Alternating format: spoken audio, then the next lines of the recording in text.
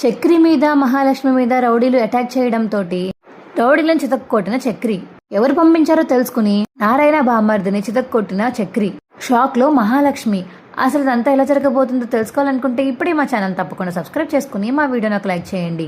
పక్కనే ఉన్న గంట సింబల్ మీద క్లిక్ చేసి నోటిఫికేషన్స్ ఆల్లో పెట్టుకోండి. అప్పుడే మేము చేసే వీడియోలు మీకు రోజు వస్తుంటాయి.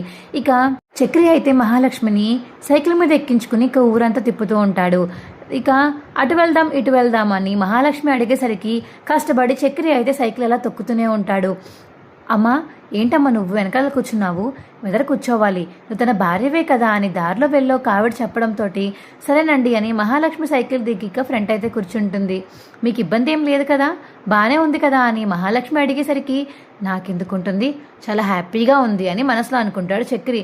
చెప్పరేంటి చెప్పండి అని మహాలక్ష్మి అడిగేసరికి పర్లేదు బాగానే ఉందండి, వెనకాతలు ఉంటే మీ బరువు నా బరువు రెండూ కలిపి తొక్కాలి, మీరు ఫ్రంట్ ఉన్నారు కాబట్టి బరువు తొక్కాల్సిన అవసరం లేదు, ఫ్రంట్ ఉన్నారు కాబట్టి ఈజీగా వెళ్ళిపోవచ్చు అని ఇక చక్రి చెప్పడంతో మీ ఊరు చాలా బాగుందండి, చుట్టుపక్కల పంట పొలాలు, ఓ పక్కన కాలువలు, ఓ పక్కన పచ్చదనం చాలా చాలా బాగుందండి అని మహాలక్ష్మి చెప్తుంటే ఏమో అండి, నేను కూడా ఇదే ఫస్ట్ టైం రావడం, నాకు కూడా తెలియదు ఎంత బాగుంటుందని ఈ ఊరు, మా నాన్నకు కూడా ఏ ఊరో తెలియదంటే నాకు నమ్మబుద్ధి వేయలేదు, మా నాన్న చిన్నప్పుడు పెరిగిన ఊరే కదా ఇది, అయినా సరే మా నాన్నకి ఎందుకు గుర్తులేదో నాకు అర్థం కావట్లేదు అని చక్రి అడుగుతుంటే ఏమో ఒకవేళ మీ సుపుత్రకి తెలిసే చెప్పలేదేమో, ఈ ఊరు రావడం మీ నాన్నకి ఇష్టం లేదేమో అని మహాలక్ష్మి అడుగుతుంటే ఈ ఊర్లో ఏముంటాయండి మా నాన్నకి, ఎందుకని మా నాన్నకి ఇష్టం లేకుండా పోతుంది అని చక్రి అడిగేసరికి ఏమో మీరే చూడండి, ఊరు గురించి అన్ని డీటెయిల్స్ అడిగాం కానీ ఏమీ చెప్పలేదు మీ నాన్నగారు, బయట అందరినీ అడిగాక తెలిసింది ఏంటంటే మనకి రుద్రవనంలో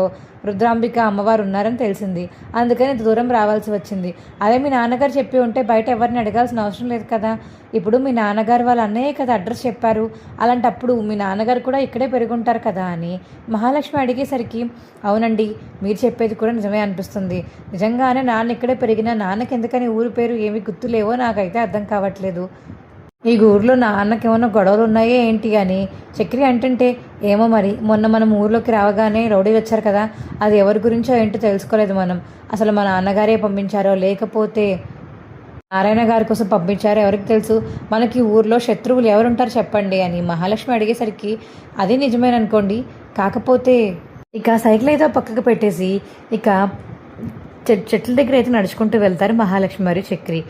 ఎవరు వాళ్ళు అని ఇక నారాయణ బామ్మర్ది చూసి వాళ్ళ మనిషిని అడిగేసరికి అదే మీ అక్కగారి కొడుకు కోడలు అండి అని ఇక ఆయన దగ్గర పనిచేసే మనిషి చెప్పడంతో విలన్కి అప్పుడే ఇక రౌడీలు అయితే పురమాయించి వాళ్ళిద్దరిని అటాక్ చేయమని పంపుతారు. ఈలోపు మహాలక్ష్మి చక్రి అయితే చాలా హ్యాపీగా మాట్లాడుకుంటూ మీ ఇష్టమైన కలర్ ఏంటి, మీ ఇష్టమైన ఫుడ్ ఏంటి, మీరు ఎప్పుడు వెళ్ళి ఎప్పుడు వస్తారు ఏంటి ఏంటి అని ఇంక అన్నీ అడుగుతూ ఉంటాడు చక్రి అయితే. అప్పుడే ఇక రౌడీలు అయితే చుట్టుముడతారు. రేయ్ ఎవర్రా మీరు, నేను చెప్పాను కదా చక్రి గారు మొన్న వచ్చారు మళ్ళీ ఇవాళ వచ్చారు, ఎప్పుడైతే ఒంటరిగా దొరుకుతామో అలానే వస్తున్నారు వీళ్ళు ఎలాంటి వాళ్ళు నాకు భయం వేస్తుంది అని ఇక మహాలక్ష్మి అంటుంటే పర్వాలేదు ఉన్నాను కదా మీరేం భయపడాల్సిన అవసరం లేదు అని చక్రి అంటాడు. ఇక ఆ రౌడీలు అయితే చితక్కొడతాడు చక్రి.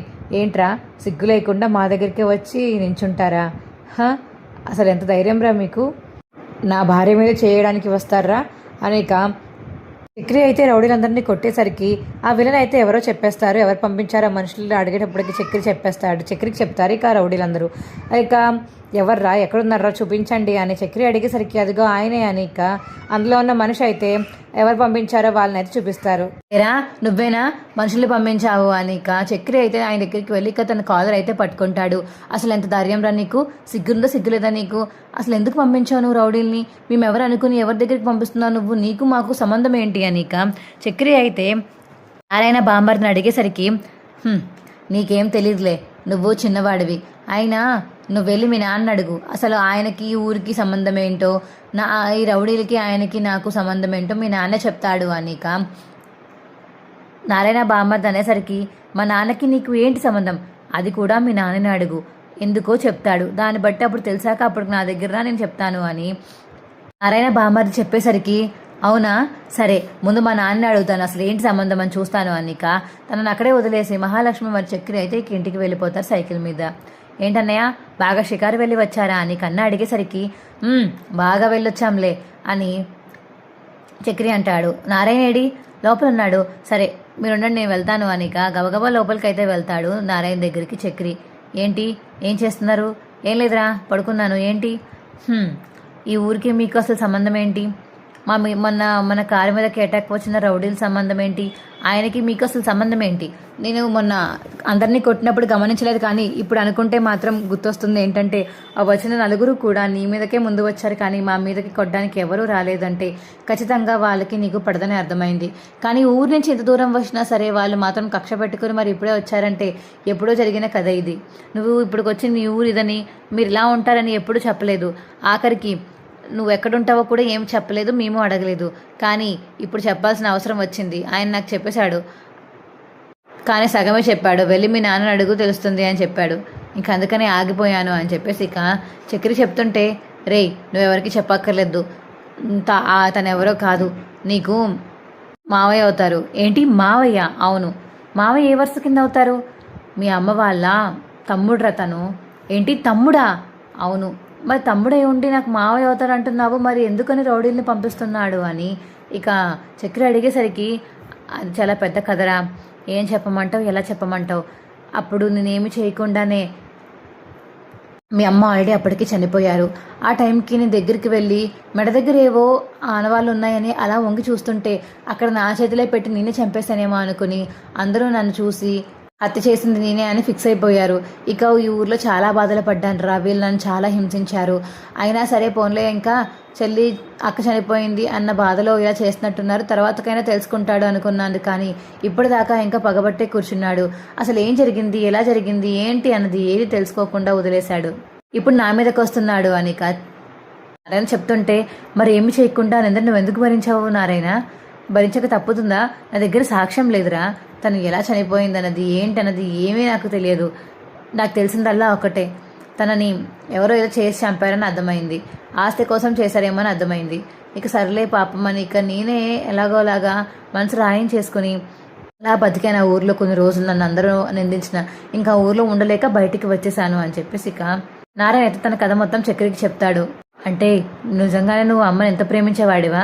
అవునరా, ఇంకా ఎక్కువగా ప్రేమించేవాడిని, కానీ మీ అమ్మ లేకుండా వెళ్ళిపోయింది. అందుకే ఇంకా నాకు రెండో పెళ్లి చేసుకోవాలని ఇంట్రెస్ట్ కూడా రాలేదు, అందుకే వదిలేశాను.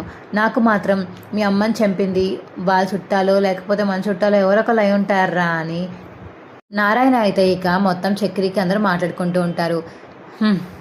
చాలా గొప్ప విషయం చెప్పావు నాన్న, ఇది ఎవరికి చెప్పాలో చెప్పకూడదు కూడా అర్థం కావట్లేదు, నా మనసులో దాయదు. ఇంట్లో అన్ని వాళ్ళకి కూడా చెప్పేస్తే ఒక పని అయిపోతుంది కదా, ఇంకా మళ్ళీ మనం జెండాలు కొనుక్కోవడానికి వెళ్ళాల్సిన అవసరం లేదు కదా అని చెప్పేసి